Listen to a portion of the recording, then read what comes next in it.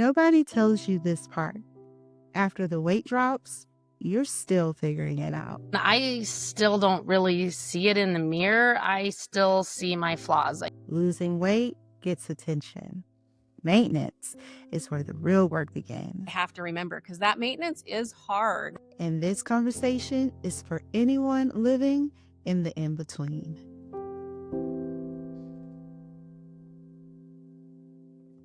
Welcome back to Bariatric Past, where we have real conversations about weight loss, the bariatric journey, and the mindset shifts that come with it.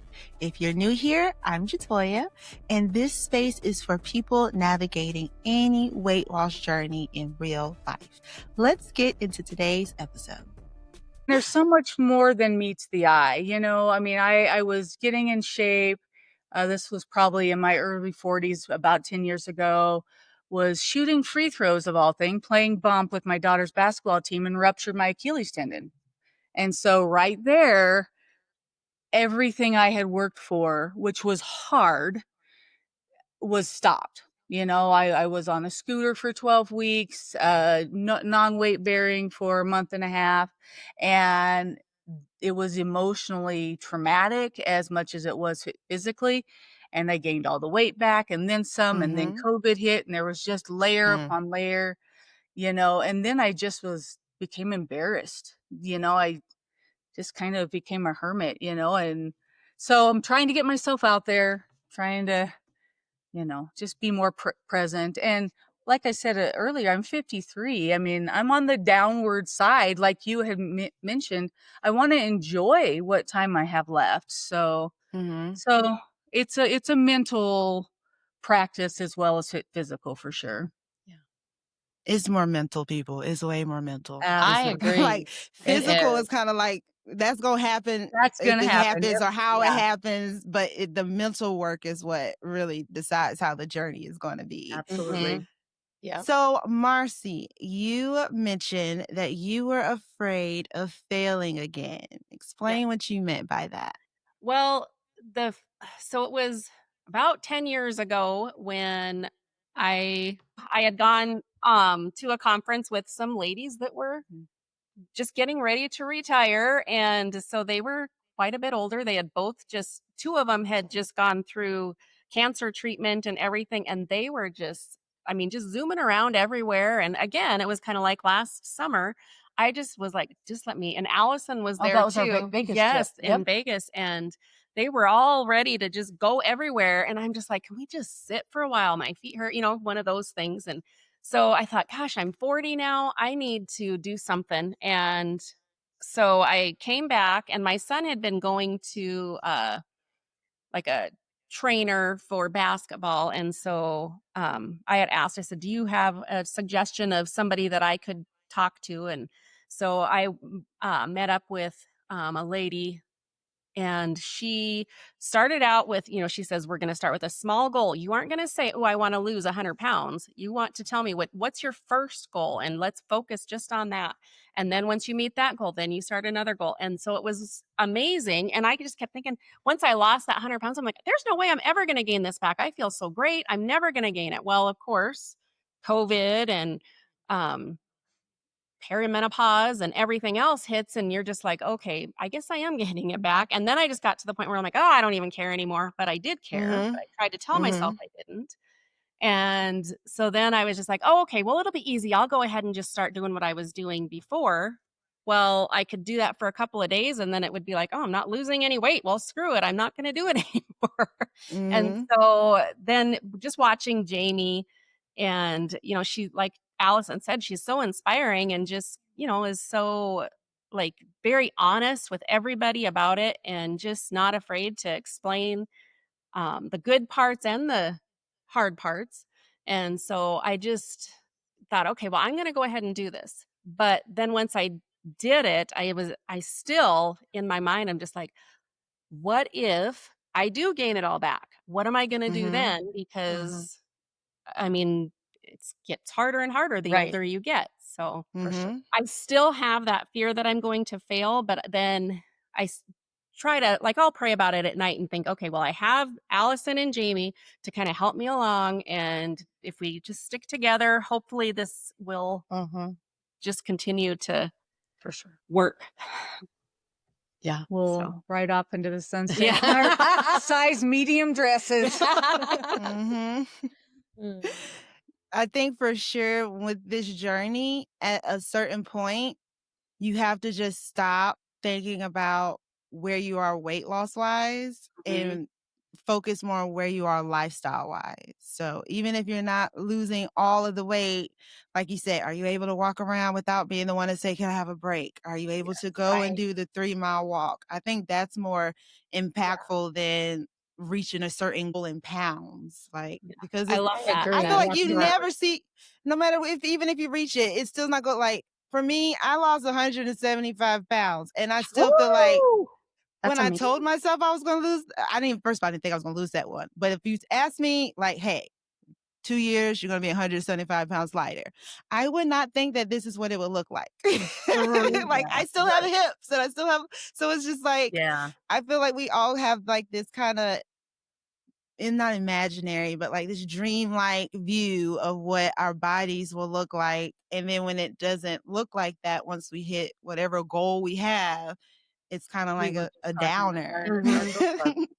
Yeah. So, Well, and like Jamie and I went and sat by the swimming pool when we were in Denver, and there was a bachelorette party over in the corner. I mean, they're probably all in their 20s and in their cute little bikinis and their cute little bodies. And I thought, you know what? I don't look like that, but I'm okay. I'm comfortable right now with myself, and I'm okay.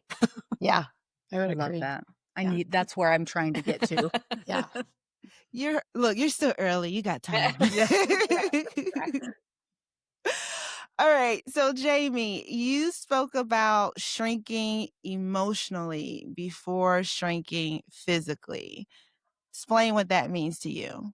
I would feel like I would with like some of our friends. Like I was always the fat friend. And so I always felt like they were probably embarrassed to be with me.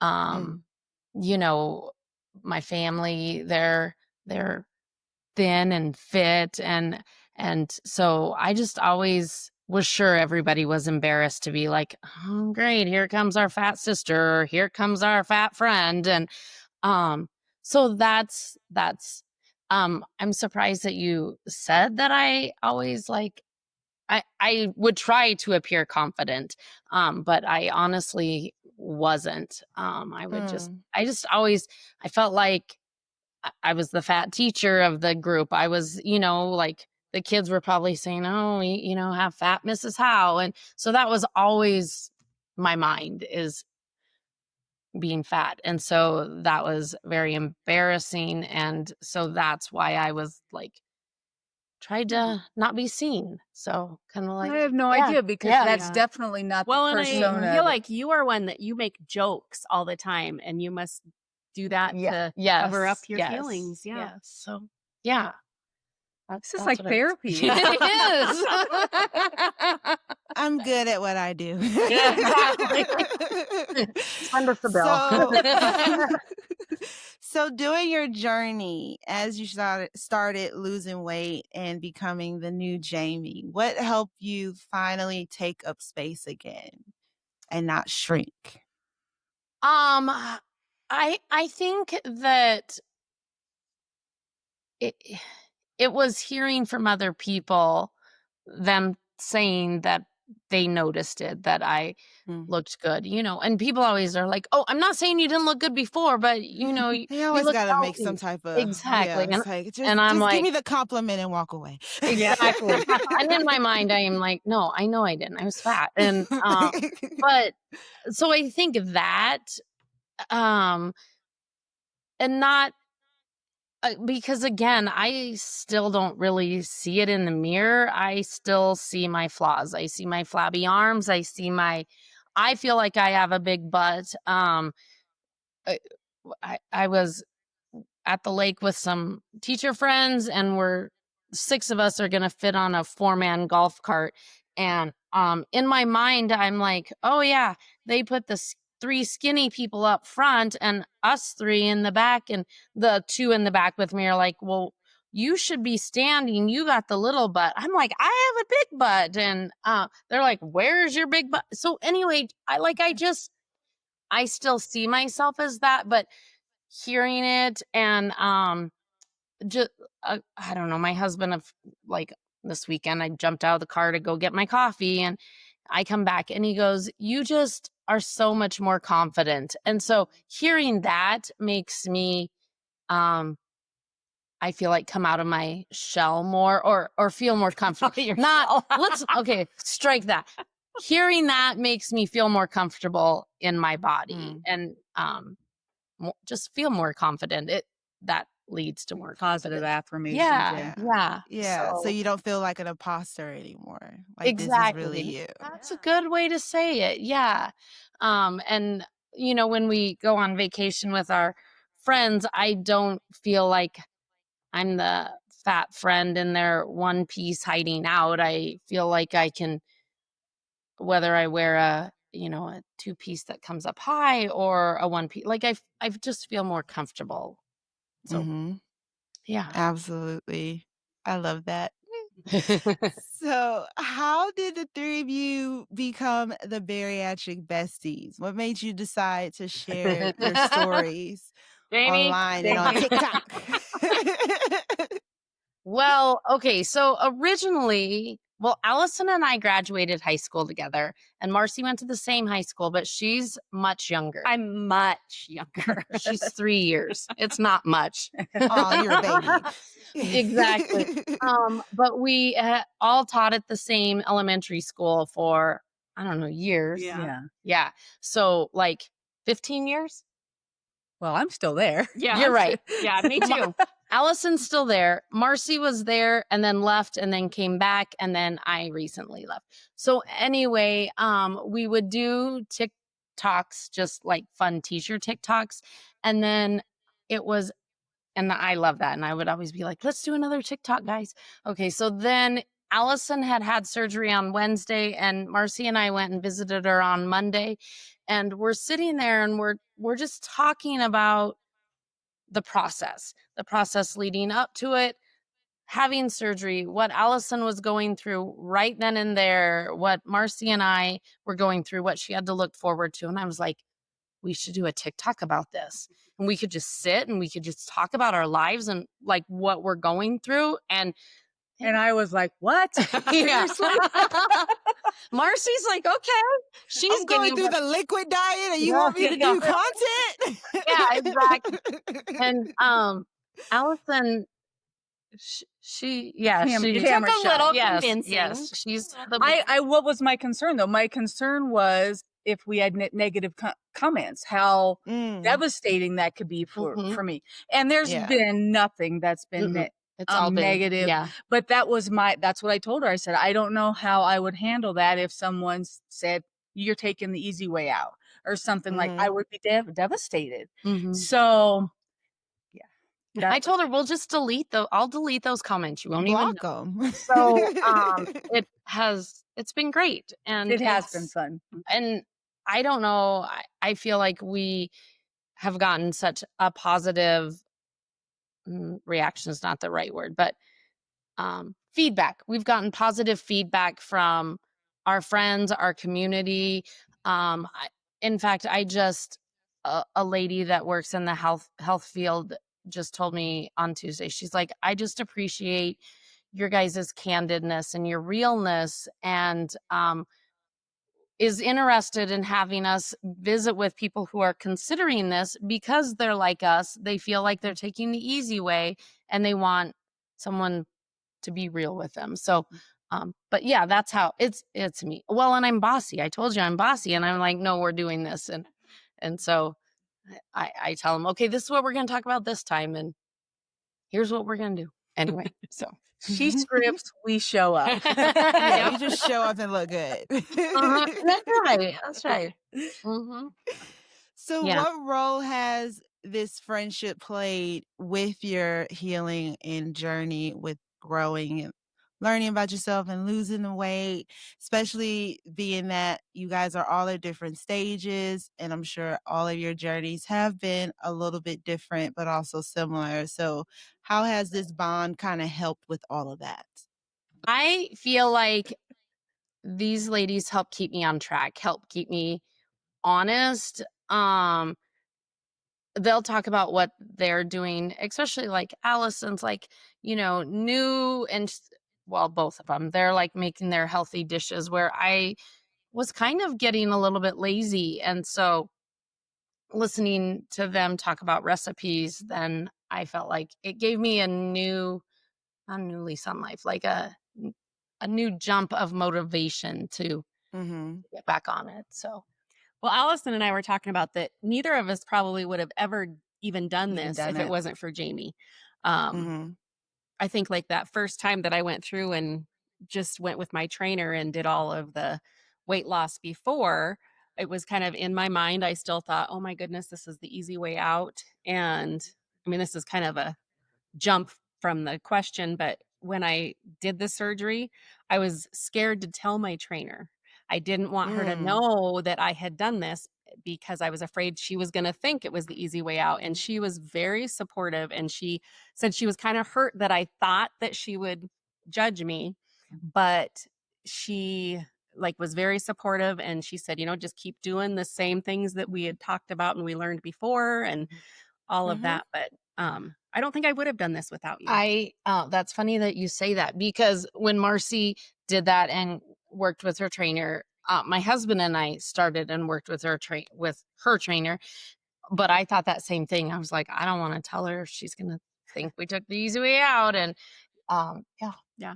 And I was scared when that was the one thing that when you said, let's do the pot or the TikToks, I was like, oh my gosh, what if Brenda sees it? She's gonna know it wasn't all the workouts. Exactly. Yeah. But it's like, honestly, and everyone says that it's the easy way out. But who's grading? Like, who's saying, did you lose the weight the hard way or the easy way? Like, right. It's not a test. So even if it is the easy way out, I lost the weight. Yay me. Right. Yeah. And one thing, I mean, I've talked with my brother about this. Like, it's all hard. Honestly, it doesn't matter which way you go about it. It's all hard. You choose your heart. And we talk about it. It's that way in life. Like, being married's hard. Getting divorced is hard. Having money is hard. It could, budgeting, keeping track, or being poor broke is is hard. hard. Like, it's all hard. So if you're working out and, really counting all your calories, that's hard. If you're doing the fad diets, that's hard. So yeah, we just chose this hard this time. Like, we just all need to lift each other up, regardless of what path we've chosen. Yeah, exactly. Yep. Exactly. That's the theme of Bariatric Paths. It doesn't matter how you get there. We're just here getting there together. If this is hitting home, that tells me you're paying attention to yourself, and that matters. Go ahead and subscribe so you don't miss these conversations. This space is here for you and people walking this path in real life. Remember, your journey is yours, but you are not alone. Let's jump back in. Yeah. Yeah. Do you guys think your journey would be the same without each other? No. No, and like Marcy mentioned in your last question, I probably wouldn't even be on this journey if these ladies had not, taken the initiative to do it before. So I would probably be 50 pounds heavier and contemplating my life choices still. So no, absolutely. It's 100% better with these ladies by my side. Yeah.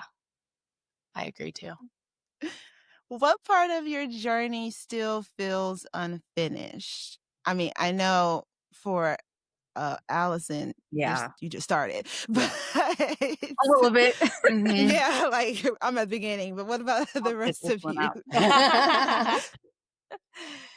I think just getting to that. I mean, I know it's not all about the weight, but I just keep on thinking when I get to like have lost 100 pounds again. I just feel like that's what I really want, is to feel like that. I was so confident when I was at that point, and I think that's kind of one of the main things for me, is just I want to just get to that point where I'm not still losing. I just want to be in the maintenance phase, I guess. Yeah.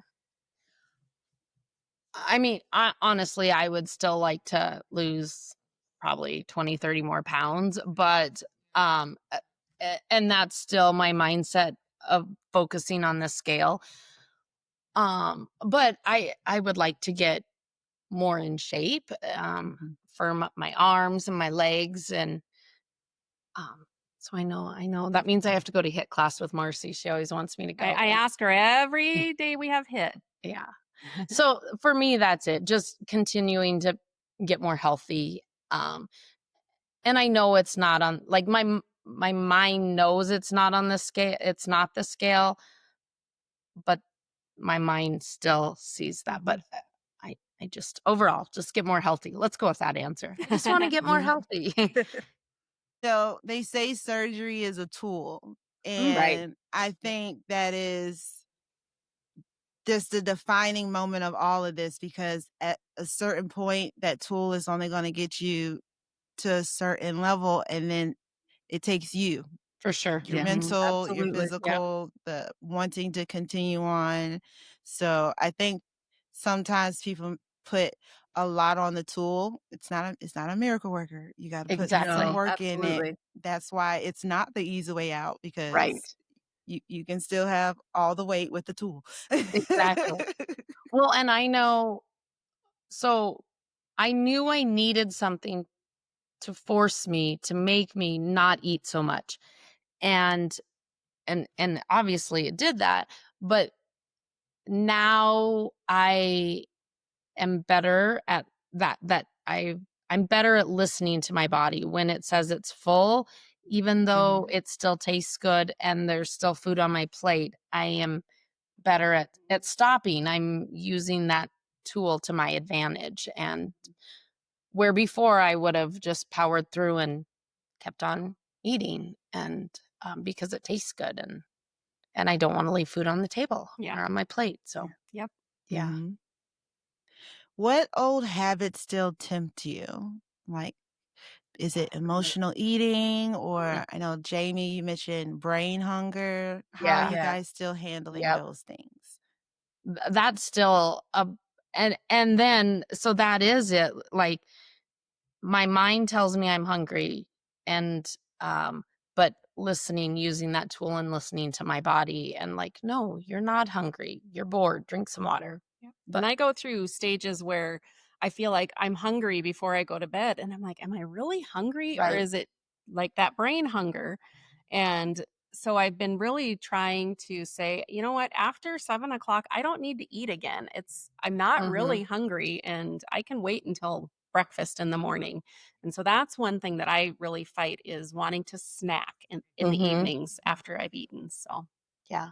Well, and being a teacher in the summer, you spend 9 months on such a regimented schedule. Mhm. And then it's summer, and, instead of snacking at 9:30 with, having my snack at 9:30 with my class, all of a sudden I've got the whole day to have a snack.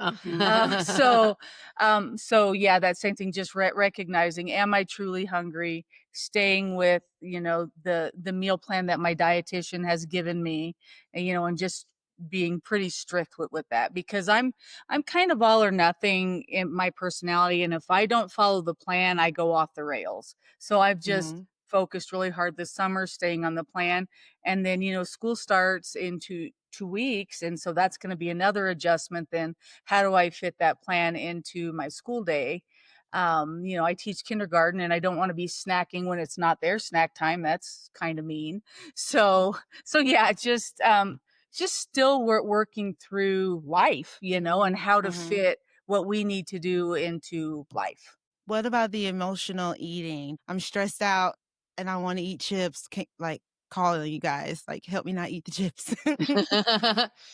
I'm not quite there yet, because that scares me, the thought of eating something like that at this stage. I'm still really, I mean, I probably could, but I'm afraid to because I haven't eaten those things in so long. So that the fear of what it might do to my body if I were to eat that. So fear is keeping me in line right now. But I would absolutely lean on these gals. There was a point when we were driving and we were eating a snack and we're like, will you the passenger to the driver to the passenger, will you put that in the back so I quit eating it? Like, and just recognizing and that was helpful. I felt like we would say that to each other. So And you know that they get it. They yes, understand completely. yes, You don't have to explain like, well, I don't want to be able to like they know like, yeah, we're gonna put this away for exactly. you. Yeah, exactly. They get it. That is the nice thing. So I would love to hear how Marcy and Jamie deal with the teacher's lounge and all the snacks you're going to get this year during the year because they Yeah. love to bring the cookies and Right, the yeah. coffee cake. Yeah. Like, how do you handle that? Well, for me, actually, it was at the point where I was kind of where Allison was. I'm like, I can't eat any of that without feeling horrible. I'm kind of worried a little bit more about it now because I feel like I've kind of been able to take little bites of things that are have more sugar and stuff in it than what I'm used to. Um, I know like I would go through the lounge to go to the bathroom and I'd just be looking at that counter and thinking, oh man, that looks really good. That looks really good. But I would just leave. And then some days, there were a couple of days where I just would find a different bathroom. I would use the bathroom in the hallway That's a instead great of going idea. into the That is a good lounge idea. because I'm like, then I don't even get tempted walking by there because I don't really, I mean, I wouldn't be hungry because I had my little snacks and my meals that I Right. had brought to school. So I didn't need anything. So just avoidance was a good one. That is a great option. I know there'd be like a box of donuts or whatever. And They so love bringing donuts. I know.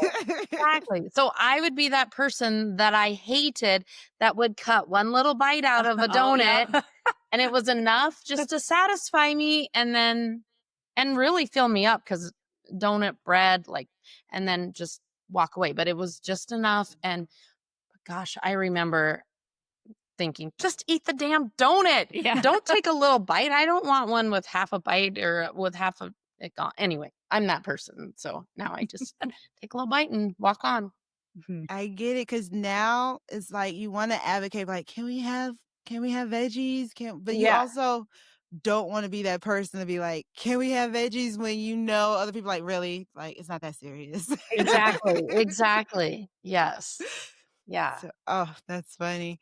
That's And something I I've know always kind of wondered. I always like I have I have a drawer of like snacks for me. Like they're protein bars, packets of tuna, the protein cookies, the protein chips. And um so then when I feel like I want to that's where I'll go to I try to resort to that rather than the snacks in the common lounge area. And Yeah. Jamie, are you considered in maintenance already?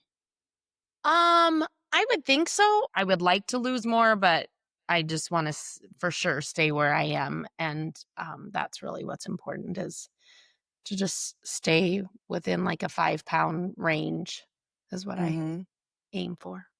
Yeah. Because I find that the maintenance stage is honestly the hardest stage of it all. 100%. Yes. I'm afraid. Allison, you just got to get up and you'll lose. Yeah. Eventually, you'll lose something. Yeah. But when I you're would in agree. maintenance, it's a 24-hour, gotta stick to it because you can have a bite of a donut and it's not going to kill you. And you Right. can eat a little bit more and your stomach can handle it. So now you're choosing to do it. So do you find yourself looking at their journeys to do it? Yeah, and like I mentioned earlier, I've lost weight so many times, and maintaining what's been difficult. So I'm trying to prepare myself for that. So yeah, just That watching lifestyle these change. gals, and yeah, I'm scared. That I feel like that's going to be my next hurdle because right now you're losing weight, Yeah. but at some point that's going to stop, and we'll probably gain a few pounds back. It sounds like we had talked about that's relatively normal, to not panic. You know, one thing, we all three had the same surgeon and well, the whole dietary department. We see the same people, so they do a great job of making sure periodically that we see them, that we stay in touch. That was one of the reasons why I chose that program, because they follow up. They don't just cut you loose when you're finished. And my dietitian, I love her, and I know that I could reach out to her if there was a problem. So I'm already trying to prepare myself that if I am unsure, if I have questions, to just ask for help. You know, just ask for help to stay on track. What about you, Marcy? How do you feel about the maintenance mode? Because it sounds like you might be headed that way soon. Yeah. Well, and I think that that's kind of almost what got me with the first time that I lost the 100 pounds. I think that, not like, you get on the scale and you've gained some weight back, and you're just like, what in the heck happened here? And so then at that point, I would do like some fad diet thing or something to try to lose that, and then I would lose it, and then I would gain more back, and then I would lose and gain more, and lose and gain more. And so then I just feel like the losing is such a positive feeling. Like, you just feel so good when you lose that. Like, you look on the scale and you're like, "Ooh, I lost 2 pounds this week. Yes." And then you get on the scale and you're like, "Oh, I'm the same this week. Oh, great." Where I think I have to change my mind, like, kind of shift my mindset a little bit and say, "Ooh, I stayed where I was. I didn't gain any weight." Yes. Yeah. So I think that That's that will be kind of one of the things that I have to remember, because that maintenance is hard Right. when you're kind of done losing and Mm-hmm. all of that. I have a range. I have like a 10-pound range. If I'm within that 10 pounds, we're Yeah. doing good. Yeah. Keep it Yeah. going. I feel I'm very thankful to have these girls now for my maintenance, because I feel like they keep me honest. I am more accountable, and like I said before, they've given me another jump start. I'm glad to have you guys. You're welcome. So, for someone who is listening and they are feeling stuck, ashamed, or even just unsure, what's one thing each of you want them to take away from this conversation? Ooh. Yeah. Do it. I mean, I had looked at weight loss surgery, I don't know, probably 15 years ago. And I just wish I would have done it then. Honestly, what held me back is I wanted to, I want to schedule my appointment today. I don't want to go through the 6 months. I'm so glad I did. It was very helpful, very educational. So, but I wish I would have done it then. And so that's what I would tell somebody is do it. Like, don't hold back. And I would also say take pictures, document Yeah. your journey. Yeah. And I feel like you really need to find some people that will support you and help you through it. Whether it's, I mean, like friends that we've been together forever, or even like people that you know that have gone through the process. Yeah. Maybe you don't know them yet, but build that friendship Yeah, and find that exactly. support, because just having someone to ask questions to and to kind of get ideas from and stuff like that, I think is just very valuable. Yeah. Plug for Bariatric Paths. We have our own Facebook group. Ooh, Yes. yes. There you go. And even if, I mean, we're blessed to have each other, but if you are alone, I mean, social media is incredible. I mean, the support that we've found online from complete strangers, you know, people reaching out. There's Yeah. a whole world out there. I follow several bariatric meal forums, you know, so for meal ideas, things like that. So even if you don't have someone in your immediate space, there's people out there. I mean, send us a message. We're not experts by any means, but we're going through it. Yeah. And you know, I mean, look at you reaching out there, helping. I mean, Yeah. so there's a community that would love to support each. You know, I think we've all kind of leaned on each other. So find someone and go. I agree. Go for it. It's definitely an individual, unique journey, but it doesn't have to be a solo journey. You can Exactly. still do it together. Mm-hmm. I love it. All right. So the last thing we're going to do before we get off is what we like to call a my journey, my business. So like we said earlier, everyone has their own path and their own way. And so I like to use this time to kind of ask my guests, what is one thing about your journey that might be against the status quo or the rule book, but it's something that you do to help you in your journey? And it's your business, so you could do you. So what is something you would like to share with your audience that is a little bit of honest moment? I still weigh myself every day. That's not a bad thing. Yep. You know, they say don't, but I do. I did just implement the straw. I'm trying to think. I'll say sometimes I get those cravings, and one of them is for carbonation. Oh, And so every once in a while I'll just go and I'll just take a couple sips of my husband's soda or something, because I'm just like, I just want those bubbles. But it's usually just a few sips, because I'm like, I know that that's all it takes. Yeah. And same with sugar. Sometimes I'm just like, I need just a little bite of sugar, or, you know, a cookie or something. But I'll be like Jamie, I'll just take a little piece of it instead of eat the whole thing. So. Yep. Your journey, your business. Right. So if others want to follow you guys online and see the Bariatric Besties, where can they find you? All right. Well, okay. So our TikTok is bariatric.besties, IES. And Instagram is Bariatric Besties, all one word, 307. All right. And we'll be sure to put that in our show notes. So thank you so much. Thank you, ladies. Thanks for having us. Much. This has been fun. I absolutely love this. You guys are all doing great, and keep leaning on each other. That community and that support is what really makes this a success for all of you guys. So I agree. Thank you again for coming. Thank you so much for having us. Yeah, thanks. See ya. This episode may end here, but the journey doesn't. Parallel Paths is the Bariatric Paths membership for people who want continued support, real conversations, and connection beyond the podcast. If that sounds like what you need right now, go to www.bariatricpaths.com and see if the community feels like the next right step for you. Remember, your journey is yours, but you are not alone. Go out there and crush it. Bye.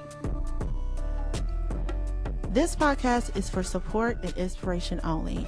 It is not medical advice. Always talk to your doctor or care team about what's right for you. This podcast is for support and inspiration only. It is not medical advice. Always talk to your doctor or care team about what's right for you.